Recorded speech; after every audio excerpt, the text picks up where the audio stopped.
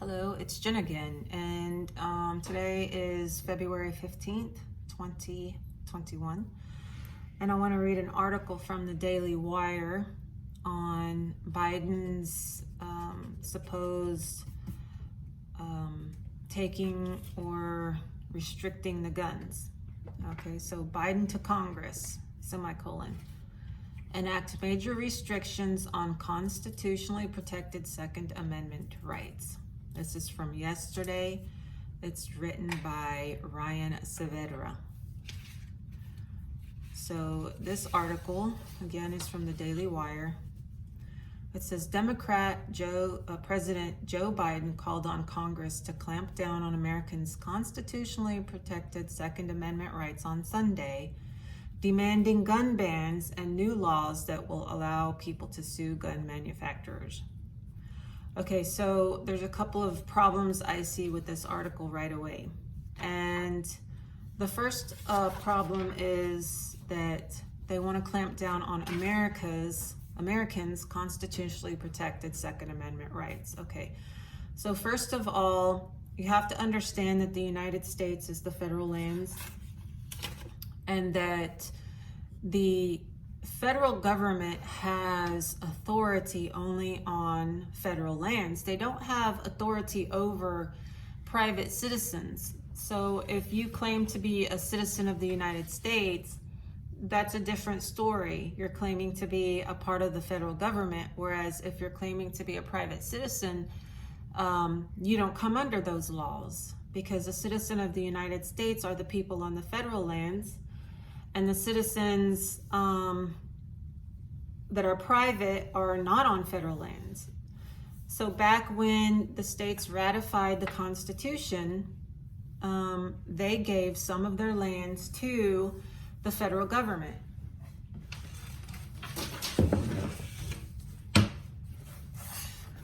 Okay, the lands that they gave to the federal government, for example, in Texas, are shown here. So this would be a state, and then these would be the United States for defense purposes. Okay, and that's called having had those states, having had those lands been given to the federal government by the states, the state had to relinquish jurisdiction over those areas. So all right to make laws over those areas and give it to the federal government so that the federal government had exclusive legislative jurisdiction on the federal lands. So they cannot make laws outside the federal lands except for areas of concurrent or proprietorial jurisdiction. And that is for the roads that they use or some of the buildings that they rent or lease. They have jurisdiction over those areas. And that is written in this report from Part 1 was published by the Government Printing Office, and it's a report done by the federal government. It's called Jurisdiction Over Federal Areas Within the States. And Part 1 was in 1956, Part 2 in 1957. And it says that they have jurisdiction over the federal lands, okay? So Americans' constitutionally protected Second Amendment rights. Okay, Americans who are private citizens do not have constitutionally protected rights. We have rights, all of our natural rights, unalienable rights, talked about in the Declaration of Independence. Okay, it acknowledged all men have all their natural rights. So if all men have all their natural rights, why then does the Constitution only protect 10 of them? Shouldn't it protect all of them? My answer is yes, it should protect all of them. But how does it do that? It does that by having some men take an oath. They're stripped of all their rights except for those in the Bill of Rights. The oath is a contract, and the contract has rights and obligations. The rights in that contract are the Bill of Rights, and the obligations are for them to uphold and defend the Constitution so that the result is that we can practice as private citizens all of our freedoms. So can Joe Biden take away Americans' guns? No, because we're private citizens and the federal government has no authority over private citizens or private property. Do we have constitutionally protected Second Amendment rights? No, we don't. We have all of our protected rights, all of our natural rights. They have some constitutionally protected rights while on federal lands, okay, because that's where they have their authority. They have their authority on federal lands. So to say that we have constitutional rights off federal lands is wrong, because we have all of our rights off federal lands. When they were given the federal lands, they were given some obligations and they were given some rights. And so when they take an oath, they have constitutionally protected rights on the federal lands. Okay, so demanding gun bans. There's no such thing as a gun ban, okay? And they can ban them. They can't even ban them on federal lands because that's one of the rights listed in the Constitution. It's just like the masks. The federal government cannot mandate masks except for on federal lands, which is those people in the military or working on military posts. Now, the state and local ordinances, that may be something different, but we're not talking about that. We're talking about the federal ban and then mask as an example. So, quote, I am calling on Congress to enact common sense gun law reforms, including requiring background checks on all gun sales, banning assault weapons and high capacity magazines, and eliminating immunity for gun manufacturers who knowingly put weapons of war on our streets. Okay, so again, this is the same rules apply. They can call on Congress who makes laws for the federal lands. Congress makes laws for the federal lands. Okay, Congress makes laws for the federal lands. They were intended to be, those federal lands were intended to be used as forts. Forts is defense with a C, which is in the Constitution, not defense with an S, which is not in the Constitution. Defense with an S, meaning Latin for vengeance. Defense with a C in the Constitution. Old French for forts. They cannot do anything off the federal lands. So I'm calling for Congress to enact common sense gun law reforms on federal lands, including requiring background checks on all gun sales on federal lands, banning assault weapons and high capacity magazines. Why would you do that? Your job is to fortify the federal lands. And here he's calling for background checks, gun sales, banning assault weapons and high capacity magazines, eliminating immunities for gun manufacturers. The only place they can do that is on the federal lands. Off federal lands, people have to agree to it. Probably they'll send you something in the mail saying, please list all the guns in your home, to which I personally would write that they can shove it up their butts and send it right back to them. And they will try and try and try, and they will keep sending you things and they'll say, it's the law, it's the law, it's the law. It is not the law. And ignorance of the law is no excuse, but ignorance of the law gets all your rights taken away. Ignorance of the law is you thinking you have a constitutional federal government that's going to protect all your rights, but really only protects 10. That's stupid. It's just think about it. It's stupid. We have a constitution that only gives us 10 rights. That's dumb. In the statement, Biden's call for banning assault weapons likely amounts to calling for a ban on semi-automatic firearms on federal lands. And there was no language included in the statement about allowing gun owners who currently own those weapons to be able to keep those weapons on federal lands, is what I'm saying. If gun owners are not allowed to keep those specific semi-automatic firearms under a Biden ban, private property cannot be confiscated by the federal government. Okay? It can't.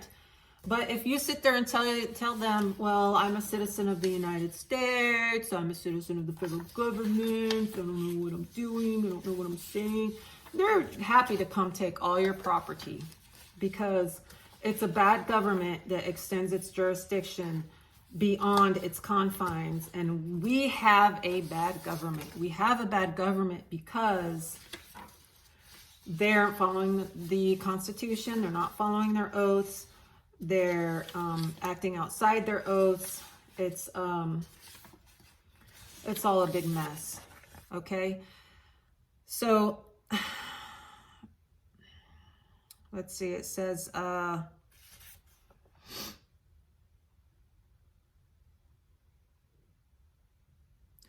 okay, so it says in the jurisdiction over federal areas within the state, every American who wants to be free, sovereign, and independent. You need to read this. This is on HathiTrust. You need to read this. You need to get to know it. You need to understand it. And I go through this document in every single one of my videos. I bring it up and I talk about it.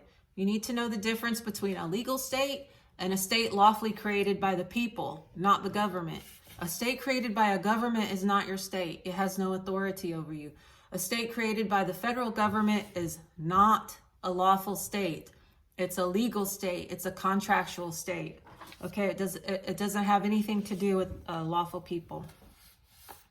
Okay, so this report says that federal employees residing on the grounds of a Veterans Administration hospital, they wanted to send their kids off the federal lands into state land to have them attend school in the state.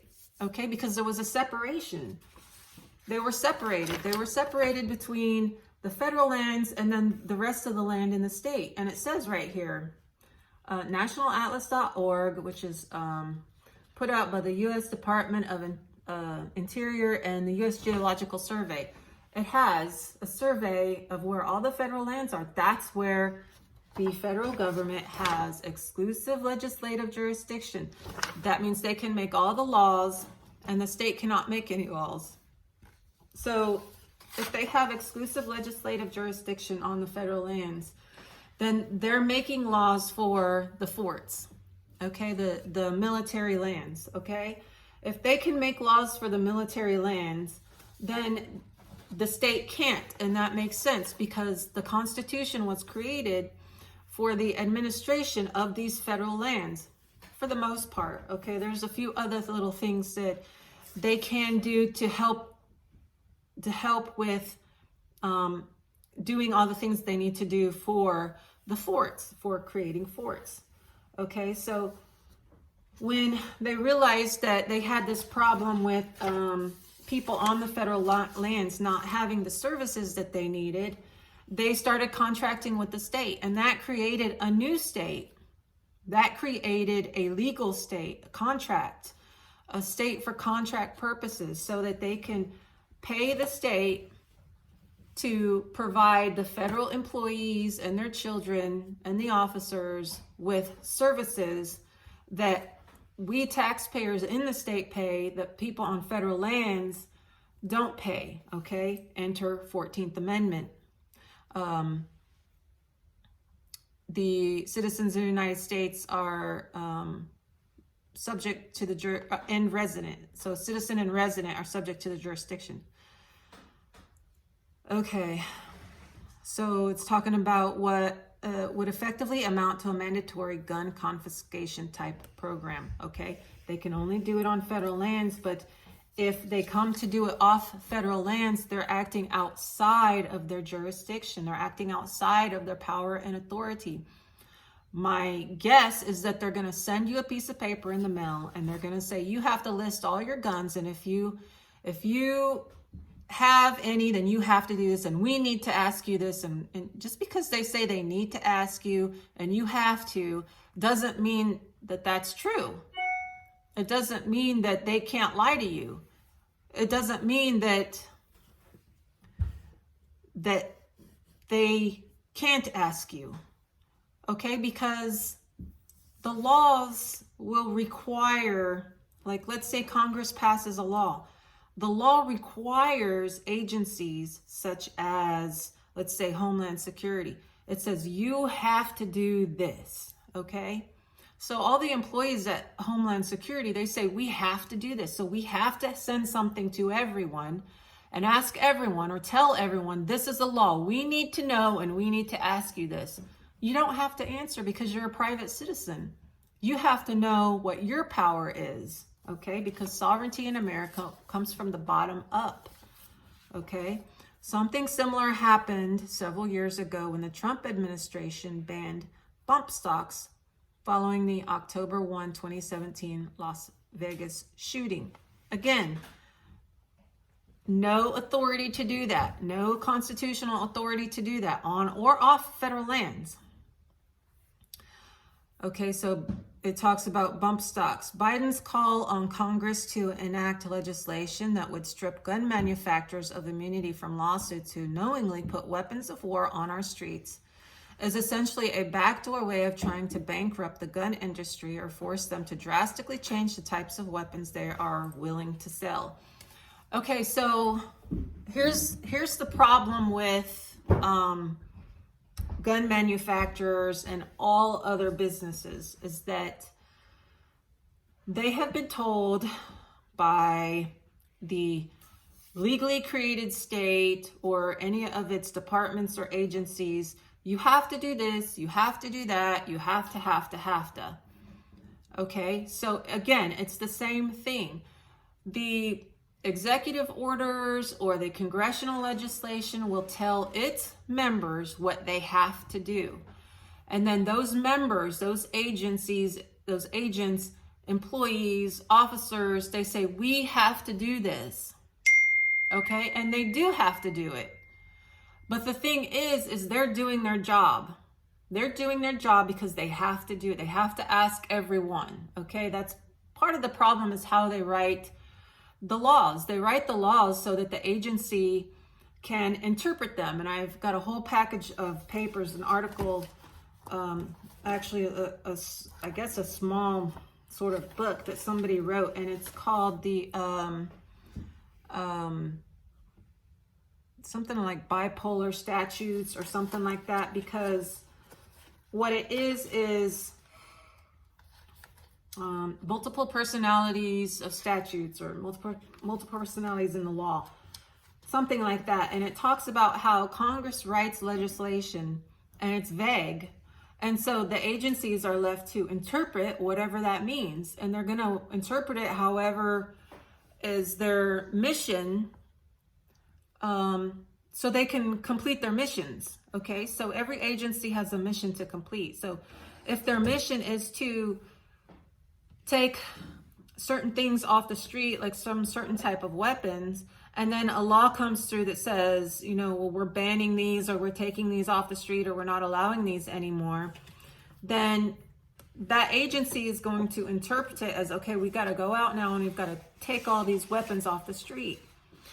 So the agencies are left to interpret the statutes, codes, and regulations however they see fit. And the courts have gone and sided with the agencies, okay, and say, yeah, they get to interpret it. They interpret it any way they want, okay? So when they interpret it to the effect that best serves them. And the way it works are these agencies, the more employees they have to hire, the more work they have to do, the more hours they have to log per employee. Every job function that they have is allotted so many hours. So then they get so much money for the hours that they log for doing certain types of things. So it's more money for that agency, for that department. Okay, so this is sort of like a perpetual system of never ending, making more work for yourself, to create more jobs, to create more money, to grow government, to do all these things. So the agencies interpret the legislation, the judicial system allows it and sides with the agencies, and the agencies go out off the federal lands outside of their jurisdiction and do what they believe is their job, which is to go out and confiscate everyone's weapons. Okay, so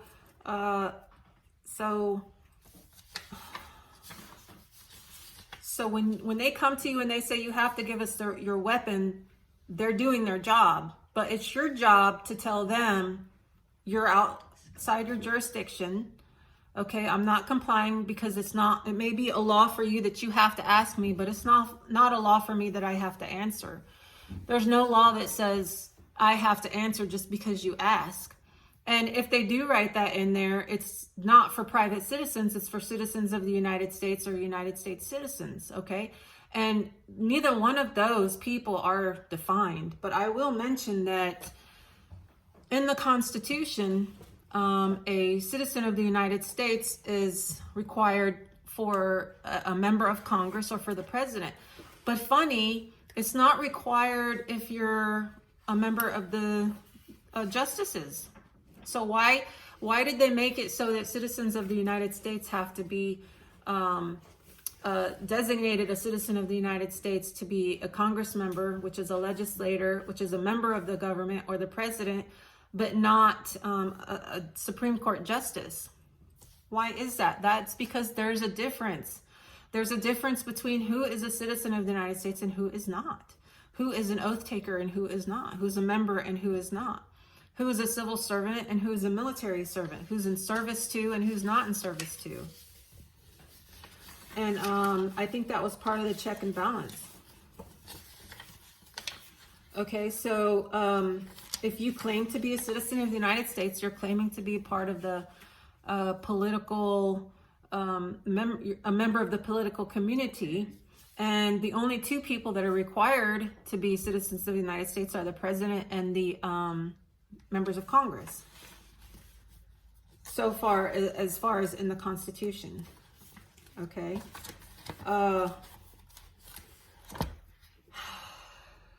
So when you claim to be a citizen of the United States and they say, we're going to come take your guns, then I don't know that there's much you can do. Okay. So you have to stop claiming to be a citizen of the United States and let them know that you're a private citizen. You're not interested in whatever they have going on right now as far as confiscating guns, and you're not playing in this silly little game. And that, you know, if they come to your home and try to confiscate your private property, that they're acting outside of their jurisdiction, okay? And we all need to do this. We all need to be aware. So the article continues, when gun control activists use the term weapons of war, they're generally using it in such a, okay, I've never heard a private citizen call their weapon a weapon of war. These are gun control activists who use the term weapons of war. They're using it in a way to portray the weapons that they want to ban as weapons, okay? So these are not weapons, these are arms, okay? Arms is different. If you look up the word arms, it's different. And arms is commonly used in the military in reference to their part of their military uniform, okay? And I've seen this in a dictionary somewhere. I probably should have printed it out so I could show you, but arms are part of the military uniform, okay? When an officer gets dressed up in his uniform and goes to a meeting or some place where he's expected to look nice, or even a certain type of dinner, he wears his dress uniform, and his dress uniform includes his sidearms. So you'll see them with the Marine Corps. They have these really nice swords, and they are actual swords, and they wear them on their side and it's part of their dress uniform. It's part of their uniform. They if they don't have it, then they're out of uniform. Okay, so the commander will say dress uniform with arms, and if they're going to that event and they're wearing their dress uniform, then the commander says they have to include their arm, then they have to wear their arm. They have no choice. But Congress is trying to, it's almost as if they're trying to de-arm the military. Okay, and I know that they're not trying to do that because they won't go and confiscate the weapons from the military, because the military is at their beck and call, basically. The military right now is the only thing protecting them from the few and irate citizens, private citizens.